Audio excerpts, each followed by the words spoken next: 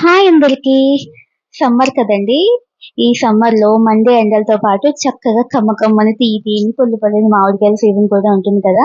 So మా ఇంటి ముందున్న చెట్టుకి అయితే చాలా మామిడికాయలు ఉన్నాయి. సో దాంతో అయితే మనం ఏదో ఒకటి అయితే చేద్దామని అయితే ఫిక్స్ అయిపోయాను. సో ఈ సమ్మర్ సీజన్ అయిపోయేంత వరకు మీరు నన్ను భరించాల్సిందే. సో ఫస్ట్ అయితే మ్యాంగో పచ్చడి చేద్దామని అయితే నేను ఫిక్స్ అయ్యా. దీనికోసం అయితే ఒక కాయ తీసుకొని దాన్ని వాష్ చేసుకుని పీల్ తీసేసి చిన్న చిన్న ముక్కలుగా అయితే కట్ చేసుకోవాలి. ఆ తర్వాత కట్ చేసుకున్న ముక్కలు అయితే ఇందులో వేసేసుకోవాలి. మిక్సీలో అయితే వేసుకోవాలి.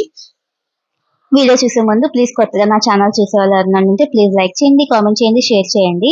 అండ్ ఈ మిక్సీలో ముక్కలతో పాటు ఒక 4-5 వెల్లుల్లి రెబ్బలు, ఆ తర్వాత ఒక స్పూన్ జీలకర్ర, ఒక స్పూన్ సాల్ట్ అండ్ 1.5 స్పూన్ కారం అండ్ కొంచెం పసుపు, అంతే అండి. ఇంకేమి వేయాల్సిన పని లేదు. పసుపు, కారం, ఉప్పు, వెల్లుల్లి అండ్ జీలకర్ర, అంతే. ఇవన్నీ వేసేసి మిక్సీ పట్టేసుకోవాలన్నమాట. మరీ పేస్ట్ లా కాకుండా కొంచెం కచ్చపచ్చగా ఉండేలాగా అయితే చేసుకుంటే చాలా బాగుంటుంది. అంటే తినేటప్పుడు కొంచెం టేస్టీగా బాగుంటుంది అనమాట. చిన్న చిన్న పీసెస్ మన పంటికి తగులుతూ ఉంటే ఆ టేస్ట్ అనేది చాలా బాగుంటుంది. చాలా బాగుందండి ఈ పచ్చడి అయితే. నేను కూడా ఫస్ట్ టైం అన్నమాట. ఎందుకంటే మన ఇంట్లో మామిడి చెట్టు ఉంది. అన్ని మామిడికాయలు ఉన్నప్పుడు మనం అయితే ఏదో ఒక రెసిపీ అయితే చేయాలి కదా. సో నేనైతే చేద్దామని ఫిక్స్ అయ్యాను. మీరైతే నా వీడియోస్ అయితే కంపల్సరీ భరించాల్సిందే.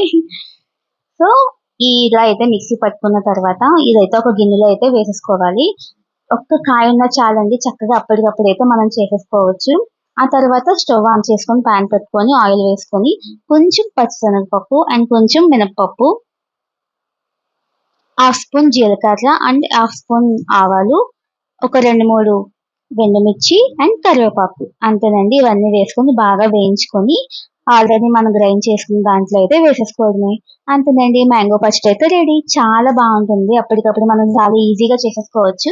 రెగ్యులర్ గా మనం ఈ వేరుశనగ చట్నీ, టమాటో చట్నీ ఇవన్నీ తింటాం కదా. సో ఇది కూడా ఉంటే చాలా బాగుంటుంది.